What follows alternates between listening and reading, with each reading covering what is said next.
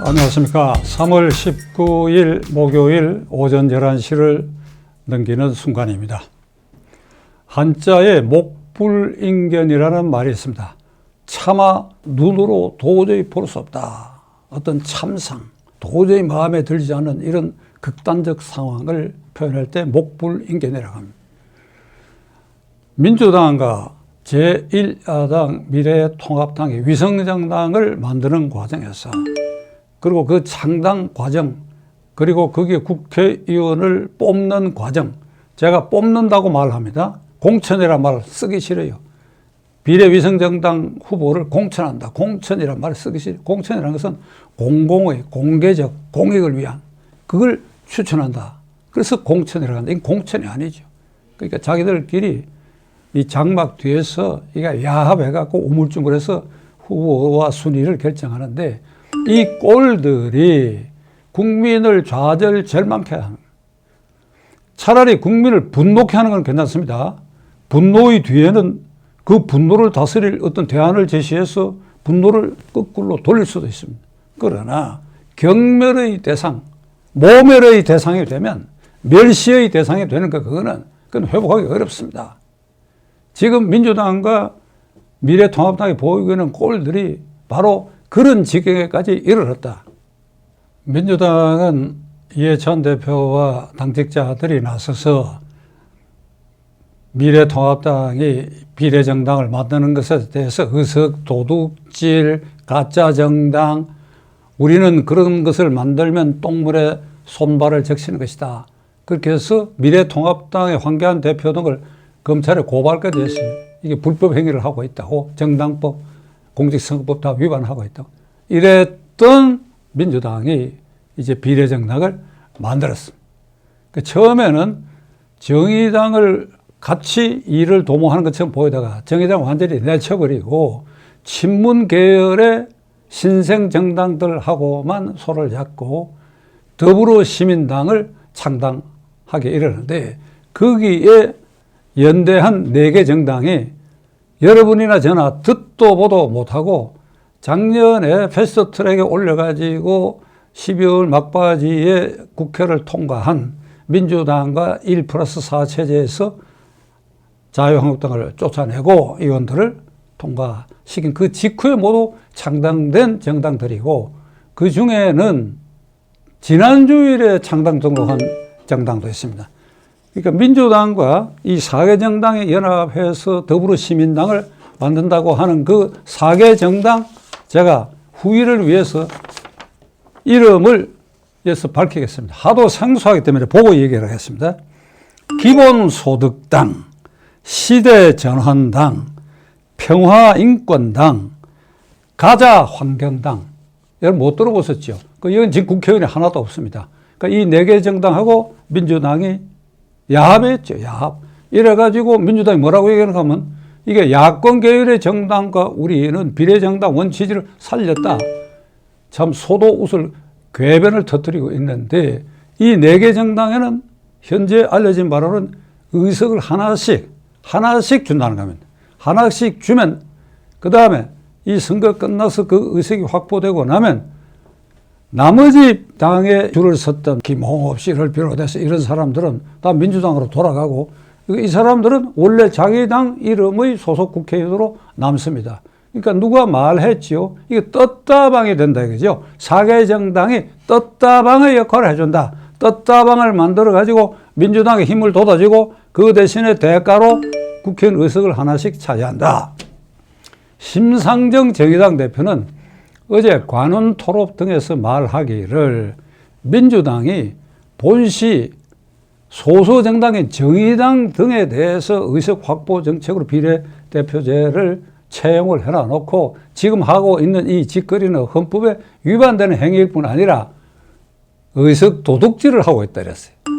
제가 이렇게 약간 웃는 건 좀 민망한데, 의석 도둑질을 하고 있다. 심상정 대표 입에서 민주당 보고 너희들은 의석 도둑질을 하고 있다. 민주당이 자유한국당이 이제 비례정당 만든다고 하니까 의석 도둑질 한다고 그랬죠. 똑같은 말을 이제 심상정 대표가 민주당을 향해서 의석 도둑질하고 지금 하는 행태는 위헌이다.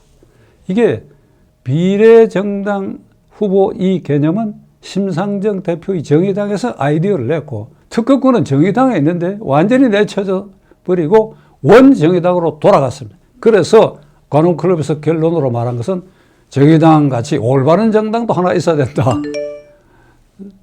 심상정 대표 저하고 뭐 잘 아는 사이인데 자가 어떻든지 간에 뒤늦게 깨달은 것은 천만다행이고 거기에 발 안 거친 거 그것도 천만다행입니다. 일단 독수독과라는 말이 있죠. 동물이 섞여 있는 나무를 심으면 그 나무가지에서 나중에 열매가 맺힐 때 그 열매도 독극물을 품게 된다. 그러니까 독수에는 독과가 생겨난다. 위헌정당, 반국민정당, 헌법적으로 위반인 비례대표제 그게 채택돼 가지고 민주당과 자유한국당이 난장판을 벌이고 당초에 아이디어를 내던 정의당은 내팽개쳐치고 이게 독수독과의 형태로 이제 나타나고 있습니다. 민주당과 비례통합당은 그 독수독과의 결과를 어떤 형태로든지 간에 참혹하게 당할 것이다. 그러지 않으면 이게 천도가 없는 것이다. 하늘이 없는 것이다. 미래한국당은 또 다른 형태의 갈팡질팡 좌충우돌을 계속하고 있습니다. 뭐 공병호 공관위원장이 우리는 우리의 기준에 따라서 객관적이고 공정하게 후보를 결정하고 당선 서열도 그렇게 매겼다 이렇게 말하는데 제가 보기에는 공병호 공관위원장과 그 공관위원들의 주관적 생각에서 우리가 생각하는 것이 이것이 옳다 이것이 기준이다 그 기준에 맞춰서 뽑은 것 같아요. 거기에 당선권 안에 배치됐다고 하는 사람들 한두 사람 빼고는 저는 도저히 이해를 할 수가 없어요. 명색이 국민대표자회의 국회의원에 걸맞는 사람인가 한 데서 의문을 가질 수 없습니다. 가령 신원식 장관 같은 분은 몇 년 동안 아스팔트에서 이 정권과 싸운 사람이죠. 안보 전문가고 아주 해박한 지식을 가지고 있습니다. 그는 비례정당이 아니라 어디 지역구에라도 자유한국당이 추천할 만한 그런 인물인데 자관 그런 분을 한두 사람 빼고는 뭐 족보에 따라 가지고 직책 범위에서 무슨 성과를 낳았다. 그 중에는 변호사 면허를 획득하고 1년도 안 된 30대 초반에 여성 변호사가 하나 껴 있는데 글쎄 저는 그런 것이 의문입니다. 그러니까 국정에 대해서 국민대표자회의로서 얼마만큼 국정을 살필 수 있는 능력과 소양을 쌓았는지 자관 여기도 아주 문제투성인데 갈팡질팡하고 있어요. 그래 비례정당에서 국회의원 후보를 결정을 해서 당선권 안에 들어가면 국회의원이 된다고 칩시다. 그런데 하룻밤 사이에 순번을 당선권 안에서 바깥으로 밀고 밖에 있는 사람 안으로 들어가고 그래 이런 짓거리를 해가 그것이 국민대표자 회의로서의 권위와 자격을 획득하고 국민들 앞에 배지를 하고 내가 국회의원이다 이렇게 소리칠 수 있는 그런 상황을 여러분들이 만들고 있습니까? 기가 찰 일이야. 기가 찰 일이야. 민주당과 비례통합당 지도부의 이 머리에는 이 순간에 국회는 국민대표자회의가 준 말이고 국회의원은 국민대표자다. 지역대표성과 전국민대표성을 공유하는 그러한 임무를 띈 자리이고 헌법 46조에 규정되어 있는 자율권을 행사할 수 있는 능력과 의지가 있어야 된다. 국가이익을 우선하여 양심에 따라 직무를 행한다. 이번에 강서구의 금태섭 의원 내쫓는 거 여러분 보셨지요? 그게 뭐 민주당의 중요한 큰 테두리를 위반한 것이 아니라 공수처법은 헌법 위반이다. 그 내부에도 말을 공개적으로 안 해서 조홍천 의원 등 법률가들은 그게 헌법 위반이라고 사석에서 얘기한 거 다 증거로 나타나 있어요. 그런데 잠깐 이런 걸 지도부가 참지 못하는 겁니다. 그러니까 자율권을 완전히 봉쇄해버립니다. 더더구나 비례대표로 결정되는 그 후보들의 면면을 봐서 한두 사람 빼고는 자율권을 행사하는 건 엄두도 내지 못할 아주 졸개 노릇이나 할 이런 사람들, 그 사람들 머리에 국회의원이 국민대표자회의에 준말하는 걸 아는 사람 몇이나 있겠습니까? 그리고 자율권이 뭔지 아는 사람 몇이나 있겠습니까? 이런 난장판에서 사명의식도 없고 국민 대표자로서 인식도 전혀 없는 이런 사람들 걸어 모아 그게 47개 자리를 차지해가 국민의 세금을 퍼부어가 그걸 유지시켜준다? 기가 찰 일이요. 말씀드렸죠.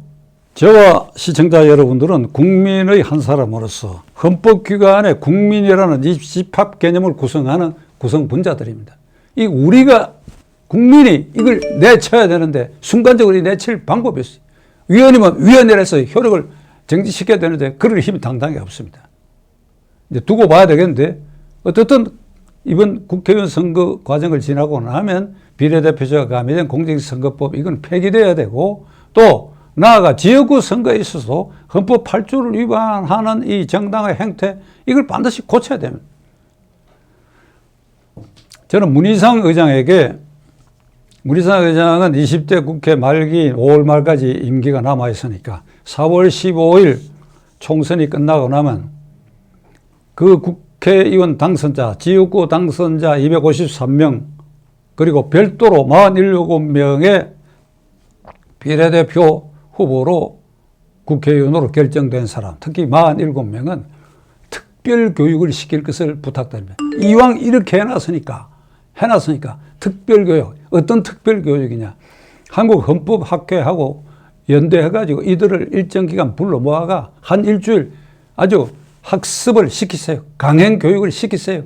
헌법의 국회는 이런 것이다. 국회의 임무는 이런 것이다. 국회의 입법 절차는 이런 것이다. 이게 사명감을 불어넣는 교육을 문희상 국회의장이 그동안에 뭐 비난도 많이 받았지만 마지막 남은 게 이런 일을 함으로써 좋게 한번 마무리하시기를 간곡히 부탁드립니다.